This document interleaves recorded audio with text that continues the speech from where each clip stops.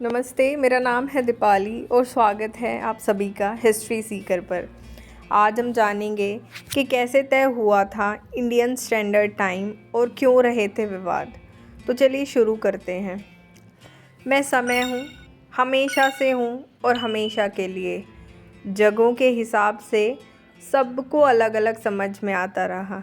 किसी ने मुझे समझने के लिए सूरज की तरफ देखा, तो किसी ने चाँद, तो किसी ने तारों की तरफ। धूप छाँव दिन रात की चाल से मुझे समझने की कोशिश की जाती रही। भारत ने सदियों पहले से ये कोशिश शुरू की थी और फिर तकरीबन 2 सदी पहले ब्रिटिश राज में भारत को एक व्यवस्था मिली और इंडियन स्टैंडर्ड टाइम जैसे शब्द सामने आए। इससे पहले मुंबई, मद्रास और कोलकाता के टाइम जोन प्रचलित थे। Indian standard time. भारत को आज़ादी मिली तो 1 सितंबर 1947 को पूरे देश के लिए एक समय जोन चुना गया जिसे इंडियन स्टैंडर्ड टाइम कहा गया। यह दुनिया के कोऑर्डिनेटेड समय यानी यूटीसी के हिसाब से 5.5 घंटे आगे माना गया। जब ये तय हुआ तो एक समस्या पैदा हुई कि पूर्व से पश्चिम तक भारत की सीमा करीब 2933 किलोमीटर की थी। तो एक टाइम जोन कैसे संभव होगा? मैं समय हूँ तो असम और कच्छ में मेरी समानता कैसे होगी? इसे लेकर चर्चाएं होती रही, जिन पर चर्चा करेंगे। लेकिन पहले ये जानें कि आईएसटी कैसे तय हुआ। बॉम्बे टाइम। आज़ादी से पहले भारत में मुझे 2 जोन के हिसाब से समझा जाता था, जिसमें से एक था बॉम्बे टाइम जोन। अंग्रेज़ों ने 1884 में इस टाइम जोन को तय किया था, जब अमेरिका में अंतर्राष्ट्रीय स्तर पर मेरे जोन तय किए जाने वाली बैठक हुई थी। ग्रीनविच मीन टाइम यानी जीएमटी से 4 घंटे 51 मिनट आगे का टाइम जोन बॉम्बे टाइम था। फिर 1906 में जब आईएसटी का प्रस्ताव ब्रिटिश राज में ही आया, तब बॉम्बे टाइम की व्यवस्था को बचाने के लिए फ़िरोज़ शाह मेहता ने पुरज़ोर वकालत की और बॉम्बे टाइम की कहानी बची रही। कलकत्ता टाइम।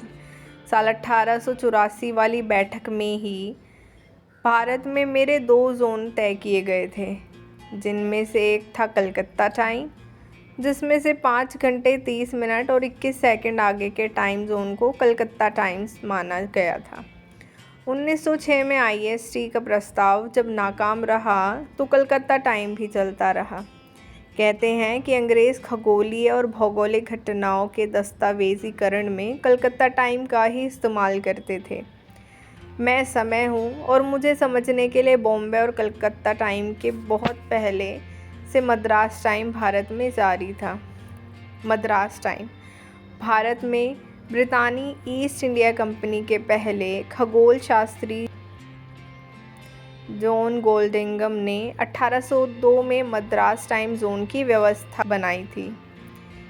जीएमटी से 5 घंटे 21 मिनट और 14 सेकंड के आगे वाले इस टाइम जोन को बाद में रेलवे ने भी अपनाया था, तो इसे रेलवे टाइम भी कहा जाने लगा था। बॉम्बे और कलकत्ता टाइम जोन के बावजूद रेलवे ने इसे अपनाया था, हालांकि 1884 के बाद से इसकी वैधता ख़त्म हो चुकी थी। फिर जब 1947 में आईएसटी की व्यवस्था हुई तो मद्रास में बनी नक्षत्रशाला का प्रयागराज जिले में तबादला किया गया और भारत ने पूरे देश के लिए मेरा एक तरह से एकीकरण कर दिया। लेकिन देश की फैली सीमाओं ने मुझे एक जैसा समझने में दिक्कत हुई। तो क्या हुआ? टाइम जोन विवाद। भारत में 2 या 2 से ज़्यादा टाइम जोन की चर्चा हर वक्त हुआ करती थी, लेकिन चीन की तरह फैली सीमाओं के बावजूद भारत ने भी एक ही टाइम जोन रखने पर जोर दिया। 80 के दशक में शोधकर्ताओं ने जब 2 टाइम जोन का प्रस्ताव रखा तो कहा गया कि इसे ब्रिटिश राज की व्यवस्था लौटेगी। फिर 2004 में भी सरकार ने इस तरह की व्यवस्था को नकारा। उधर जहानू बरुआ जैसे असम के कलाकार और तरुण गोगोई जैसे नेता उत्तर पूर्व भारत के लिए अलग टाइम जोन की मांग अक्सर करते रहे। विज्ञान कहता है कि गुजरात के कच्छ के रण में और उत्तर पूर्वी सीमा के किसी असमिया इलाके में सूर्योदय और सूर्यास्त के समय में 2 घंटे से ज़्यादा का अंतर रहता है। मैं समय हूँ और मेरे निर्धारण के लिए संभवतः इस तरह की मांग उठती रहेगी और हो सकता है कि अब तक नकारी गई डेलाइट सेविंग टाइम यानी DST जैसी व्यवस्था भी भारत में कभी देखने को मिले। तो ये थी इंडियन स्टैंडर्ड टाइम की कहानी। अगर आपको वीडियो अच्छी लगी तो प्लीज़ लाइक, कमेंट, शेयर और सब्सक्राइब ज़रूर करें और ऐसी ही इंटरेस्टिंग वीडियोज़ के लिए बने रहिए हमारे साथ। धन्यवाद।